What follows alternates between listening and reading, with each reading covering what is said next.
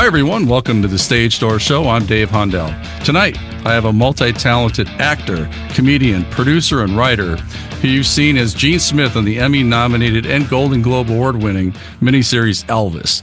He's also been in some of the most memorable commercials on TV and has founded multiple film festivals in the past that have helped filmmakers get their stories out to the world. He has new projects we want to get into, including the thriller Downriver and the movie I Can Only Imagine Part 2. So please welcome to the show, Randy McDowell. Thank you for being with me, Randy. Hey, thanks for having me. Absolutely. Well, we talked about some of the stuff that you've done. You have a lot of upcoming, films and so forth. But what I want to get into first is being in the industry for so long. You've seen the evolution of how the industry has kind of shifted, and especially after COVID and writer strikes and actor strikes. And, how do you see the industry right as we speak right now? Do you think that it's coming back? Do you think that it's coming back with a vengeance? I mean, how do you see the industry now kind of shifting in the past 5-6 years? I mean, do you want me to be honest? Yeah, absolutely. That's what we're all about. Yeah, it's a hard business. And, California is continuing to bleed out from productions. A lot of stuff is going overseas. Europe, Canada, et cetera. Georgia has gone down dramatically. Georgia used to be, number one outside of LA and New York, and they've dropped off so much in the last year or two. Texas is killing it right now. Yeah. They've got so many projects just pouring into Texas, Oklahoma, and Taylor Sheridan's projects are there. There's just so much work in Texas right now. New Mexico, I guess, is pretty steady, but business as a whole across the nation has been down dramatically and has never really recovered from the pandemic and the strikes and cheaper things overseas.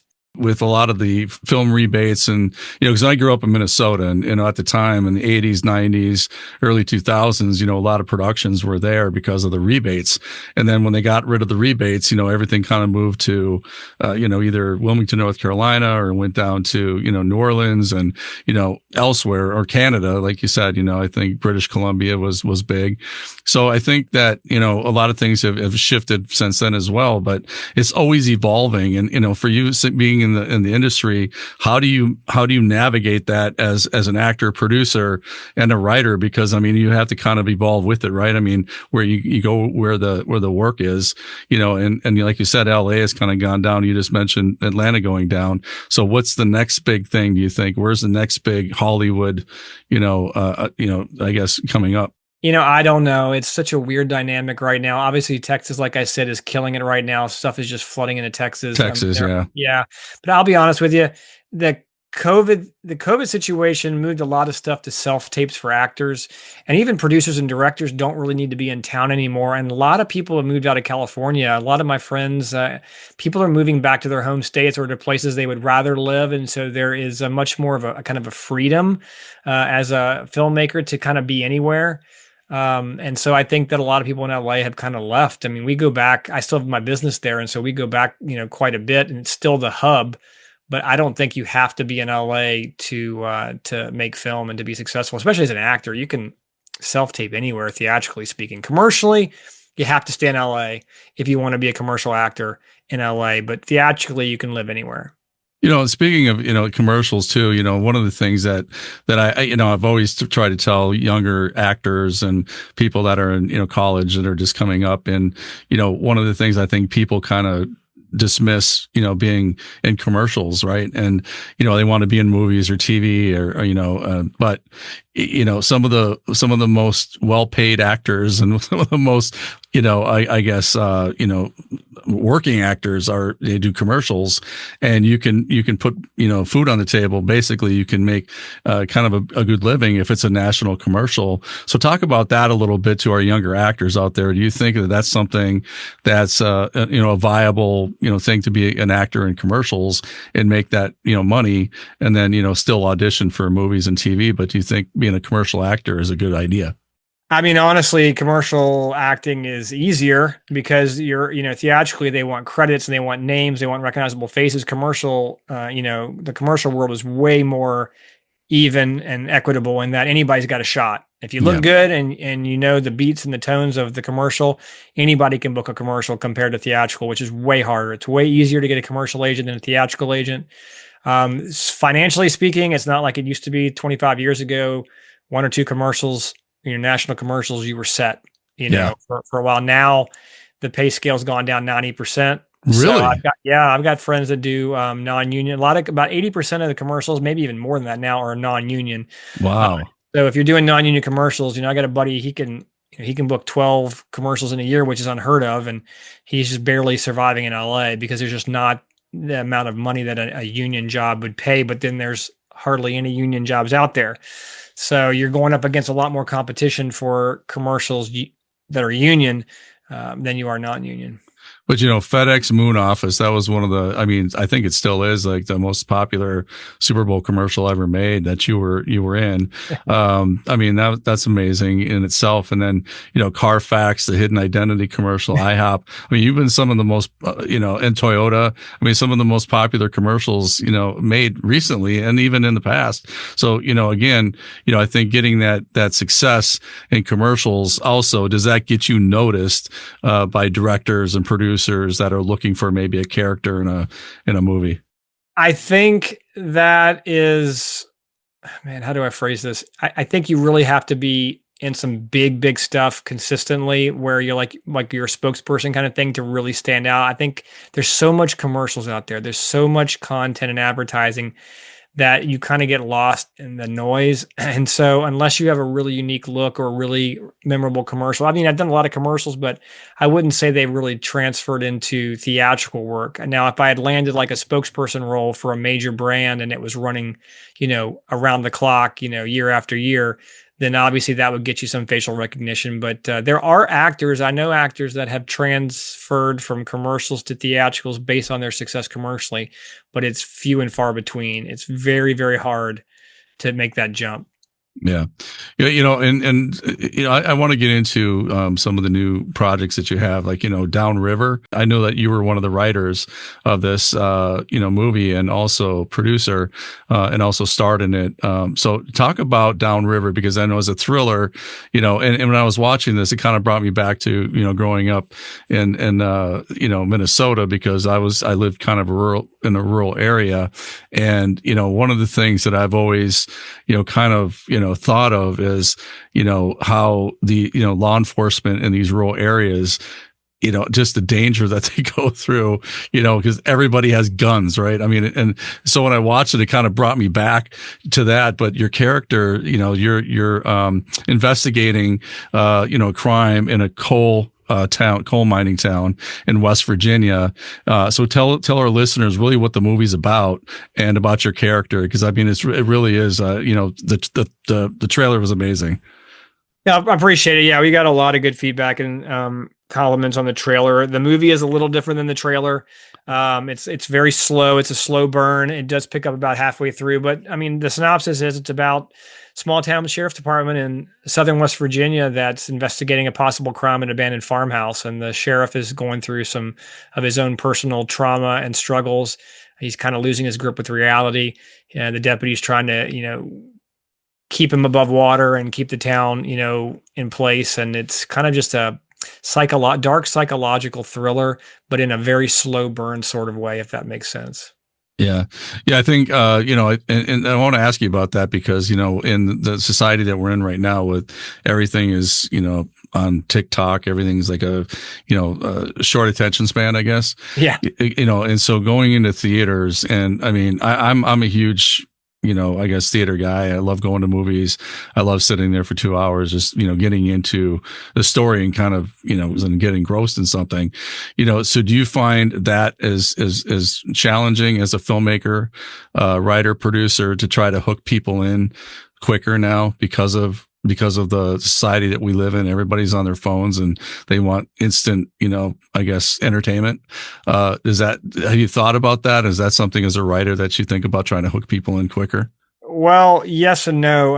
In some other stuff that I've written, yes. This one, no. We're in a society where it's like 6-second attention span, and when you talk to people in the industry, they're like, you got to reiterate the plot, twice in the film to keep people engaged. You've got to keep things moving. And we didn't do any of that, which was probably to our detriment in the long run because it is very slow. And I can kind of see in the reviews when there's bad reviews, and I can kind of tell by the way they worded that it's probably a younger person writing it. Yeah, right. And the older people tend to like it more. I don't think it's the type of film that's really meant for like somebody who has a short attention span. In fact, our film is so complicated in the plot that if you're looking at your phone while you're watching the movie, like, you're scrolling your phone and you look away, you can miss things that can blow the plot. That's how complicated it is. Even my wife mentioned that today. She was like, that guy's on the side of the bridge and it's a really short shot. And she's like, if somebody's looking at their phone and doing something else and they look away, they won't even see this guy on the bridge. And so it's definitely a problem. We wrote this thing, in a very independent film sort of way, very low budget, so that we could shoot it on our own. Yeah. And I think that it was not necessarily written for a TikTok crowd. Yeah. And I like that though. I really do. Cause I think, I like movies that make you think, first of all. And I don't like knowing something immediately. I like to kind of think about it throughout and kind of figure it out, I guess, kind of being an investigator in a way and kind of a sleuth to try to figure out where this thing is going. And the other thing I wanted to ask you too, as you were talking, it kind of made me think, when a movie starts, when you watch it come up, after the opening, production companies, their credits and everything. When it starts, it kind of tells you before the credits even start. Sometimes it kind of gives you important, snippets of what the movie's about. And if you miss it, then you're kind of messed up throughout the whole movie if you don't catch that first opening credit scene. So again, as a writer, do you kind of think about that? Because if somebody's going to get something to drink or going to get food out of the kitchen to get ready for the movie, and they come and they've already missed like a very important thing, do you think about that as well? Yeah, I didn't think about it as a writer, but yeah, there's one or two moments in Downriver where if you don't see it and it's fast, it's like 2-3 seconds, or it might be just like a throwaway line, that you'll be lost. Unfortunately, we've seen some reviews when we're like, well, clearly they missed that scene. Yeah. So yeah, it's very complicated for the type of movie it is, which unfortunately has lost a few people. But then we have people that are just zoned in. I read a review today from a guy and it was amazing. I was like, man, this guy gets it. He was engaged, Yeah, and independent films, I know a lot of times, film festival circuits are important to independent filmmakers. And, if you're like a writer, director, or even an actor, in a movie, it's like film festivals are so important. And in the past have started a couple film festivals and talk about the film festivals. Have they, because I know back in the day when film festivals were great for independent artists, but then as they got kind of commercialized and you almost had to have like a marquee name in a film in order to put people in the seats. Do you find that still to be the case? And do you find, because I know that on Film Freeway, there's hundreds and hundreds of film festivals, and it's hard for a filmmaker to navigate what's reputable, I guess, and what's not. So as a filmmaker yourself, and as somebody who ran a couple film festivals, do you see that the festivals are advantageous for filmmakers, or do you still have to have some kind of a name recognition, I guess, to get popularity? I think it's pretty much the same as, it's been 10 to 15 years since I ran my last festival. Actually, it's been 13 years.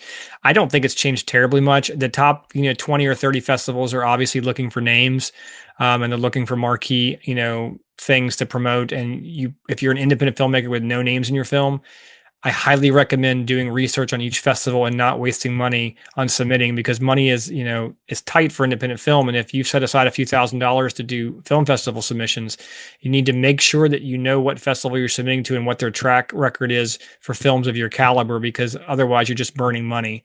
And then look at some of the mid-level festivals. And if you can find festivals that show your genre film, that have your structure of movies often programmed, then go with those festivals. But I have filmmakers that they submit to Sundance, they submit to Telluride or the big dogs Toronto, just because they want that notoriety of submitting. But then they burn all that cash, and it's like, if you have the money to burn and you want to say you submitted, that's one thing. But if you're being smart, do your research, know the festival, look at the genres, the type of movies they carry.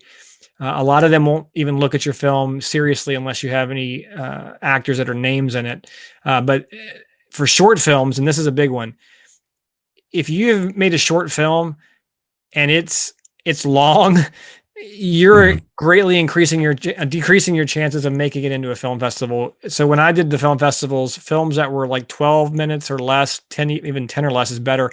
You increase your chances of getting programmed because it's easy to program those films in blocks. But when you're making a short film that's 25 minutes or 40 minutes long, it's nearly impossible to program that unless it's just absolutely groundbreaking and amazing. And so I always felt bad for filmmakers that dumped all their money into short films that were so long that just we couldn't program for time constraints. Yeah. Oh, that makes sense. And a lot of films that I've seen at film festivals are amazing. I mean, I'm blown away by some of the work that some of the especially some of the younger filmmakers are making. They're just amazing, the stories. But speaking of that, I know you talked about this about Downriver and about having kind of shooting it by yourselves and having that kind of I guess production. Is that something that because we have a lot of people who listen who have these great ideas. They wrote a movie and they'll never see the light of day because they think they have to have star trailers and catering all the time, and they have to have this or that, the other thing, and they just don't make it because they feel like they don't have the resources. But nowadays, I think people have all the tools available to them to make something amazing, and I think people have these stories that should be told, so what message do you have to somebody like that just is holding on to something because they don't think it'll ever get made? Is this something that they could make something cheap or, inexpensive, I should say, that as long as the story is good, does it have legs, potentially? Yeah, obviously, if the script is the most important, if you can make the script as good as possible, is ideal. Get somebody to do a review on it or coverage on it, and once you get the script locked down, if you don't think it's ever going to be made, then find out a way to make it Yeah. for nothing. And we've done that in the past too. It's just like, well, we have these big projects that we've written that we can't get financing for. So what can we write that we can do? And so that's what we did Downriver. We had done another project. We were trying to raise financing, get some major stars in it, kept hitting roadblocks, film after film. So we decided to write Downriver because we thought one location, two main actors, myself and the other writer, we will shoot this for next to nothing. And unfortunately, we ended up finishing the script and it was 30 locations and 30 actors. So Oh, we got yeah. a little over our head on that one. But yeah, I would say take your script, figure out a way to possibly rewrite it or to change it to where you can do it, for next to nothing. Grab an iPhone, buy or rent a gimbal. And this is not key for me. You have to get good sound. No Yeah. matter how good a filmmaker you are, if you have bad sound, nobody's going to want to watch or listen to your film. So, Agree. get a sound guy or get your own boom mic or something, and then watch videos on how to run sound, and then just go shoot it. I mean, Yeah. if you make something, even if it's not great or you did it for free, you did more than 99% of people out there talking game that don't do anything. That is so well said. I'm so glad you said that. That's always been my message is just do it, make it. I've had a lot of friends that have made things. And again, when you said the sound, the first thing I notice is sound. It's one of those things that you really notice, background, the ambient noise. If you don't, you don't just use the vocals or use, like Foley or ADR or things like, like that. That's a really important thing for people to know, especially young filmmakers. One thing I wanted to ask you is your comedic timing is really good. Where did you learn the comedy piece of your performing? Because you have great timing, and all the commercials that I've ever seen you do, and all your reels, and it's just your comedy is. How did you learn all that? Were you always funny as a kid or what? I don't think so. I honestly don't know. Yeah, I don't think I was funny in school. I was kind of the outcast, kind of the bullied kid, and I don't remember being funny or being. I remember being silly, but I think when I got to my first year of college, I had to do like a special elective class, and there was this drama team and I'd never done drama. And I thought, well, I'll just try out for the drama team. And I remember getting on the drama team and we did a comedy sketch. And I remember everybody dying, laughing. And it caught my attention. And I thought, oh, maybe I'm decent at this. And so I kind of tried to work on it, my first year of college. And I started to find that I was extremely successful in doing comedy. And I never really felt like I had been successful in much in life, talent wise. I tried to do sports and things like that, and it was never that good. But I remember thinking that the comedy seemed to be really easy and people seemed to really like it. And so I started to flesh it out a little bit. And when I went to my second year of college, I transferred. I met a guy who I'm tall and skinny. He's short and fat. And we started a 2-man comedy team together. And that gave me the opportunity just to write material. And I often compare it to this. This is a terrible, terrible comparison, by the way, but this is the way I compared it. I remember hearing like stories of like Elvis and Beyonce and stuff. They all started in church, doing singing. Right. Singing, yeah. Yeah. And so that's how I started. I started in church doing comedy. Like we started traveling and doing these sketches as 2 comedians in churches around the country, and we wrote our own material. And so I just started writing material that I knew that I could do. Yeah. And so that was my acting school, was just getting up in front of 1,000 people and either doing well or bombing. Yeah. And so that's kind of how I fell into the comedy side of it. And I just happened to meet an agent at an event, and it kind of went from there. I Can Only Imagine Part 2. So talk about that movie, because it was wildly successful.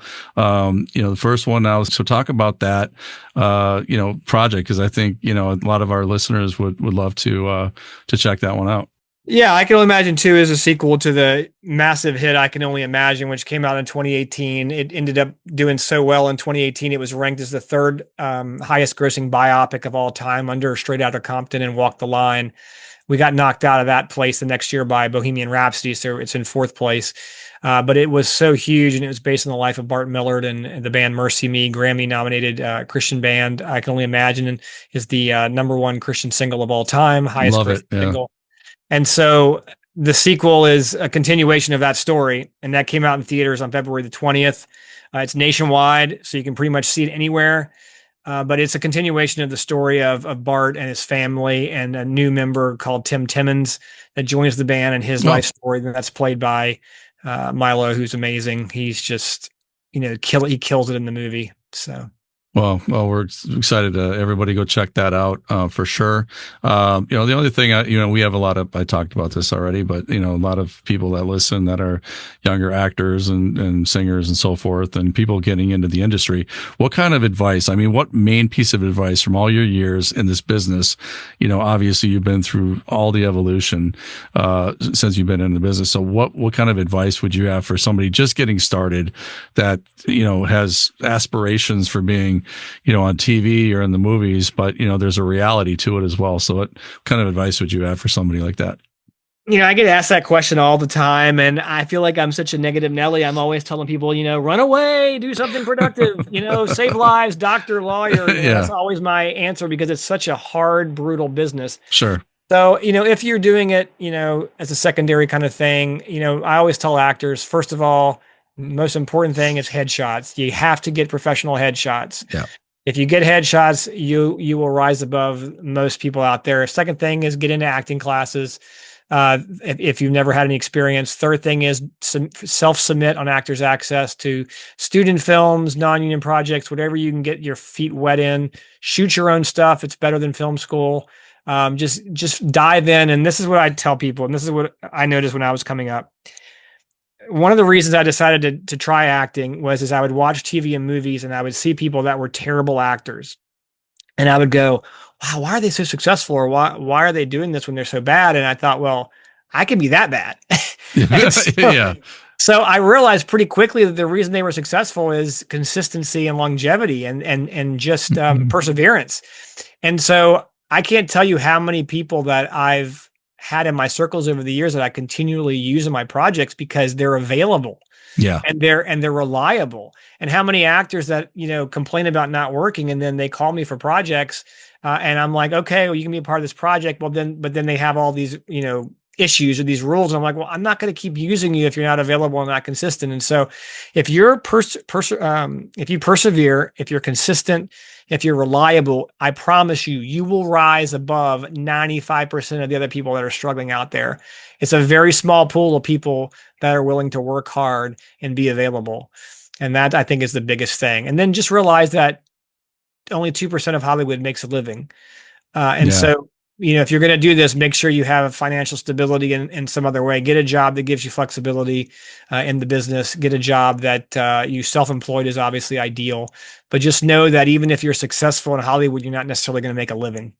Yeah, and when you're not working, you're unemployed, and it's like in between projects. That's that's one of the things that some of the biggest stars out there will tell you. It's like put food on the table first. Yep. Take care of yourself first. Don't be a struggling actor where you can't pay for the bills. Or you can't take care of yourself. So great advice. Thank you for that. Before we go, I always ask this question, Randy, but when it's all said and done, what do you want your legacy to be? What do you want to leave behind to your fans, your friends, when it's all said and done?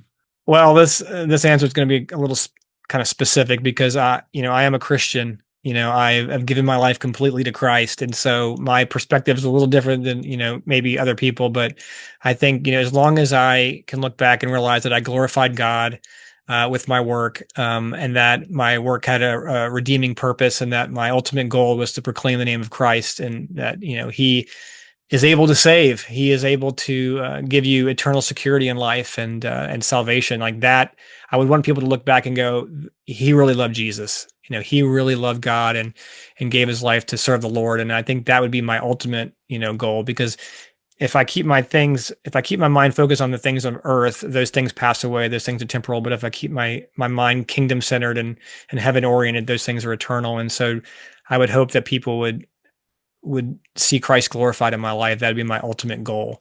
As a professional, outside of the spiritual side of things, that I was a hard worker and that I was extremely, talented, and that I, performed, at the best of my ability with what I had. Yeah. Yeah, absolutely. Well said in that. Thank you for sharing that with our listeners. And, just again, Downriver, and I Can Only Imagine Part 2. So go check that out. Both of those amazing projects. And, I can't thank you enough, Randy. It's really been an honor to have you on the show. Love your work. And again, just first of all, we can't wait, to have you back at some point on the show. And you're always welcome back on the show. And, I wish you nothing but the best, you and your family. And so thank you again for your time. Thank you, brother. Glad to be here.